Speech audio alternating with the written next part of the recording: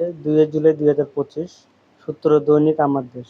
আবেদন শুরুর তারিখ 2 জুলাই 2025, শেষ তারিখ 7 জুলাই 2025, আর বাকি আছে আবেদনের 3 দিন।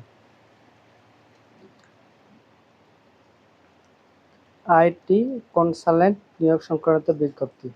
ফাইন্যান্সিয়াল রিপোর্ট কাউন্সিল কর্তৃক আইটি সংক্রান্ত কার্যক্রম পরিচালনার জন্য স্বল্পমেয়াদে 2 জন কনসালটেন্ট পদে নিম্নবর্ণিত তথ্য শর্ত সাপেক্ষে আহ্বান করা হচ্ছে।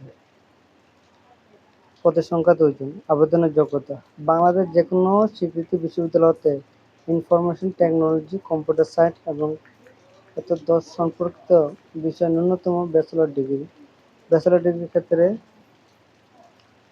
0.0 এর মধ্যে ন্যূনতম 2.5 সিজিপিএ, ফুল স্ট্যাক ডেভেলপমেন্ট এর অভিজ্ঞতা। প্রার্থীগণ আগামী 7 জুলাই 2025 খ্রিস্টাব্দ তারিখের মধ্যে আবেদন জমা দেওয়ার জন্য বলা হচ্ছে।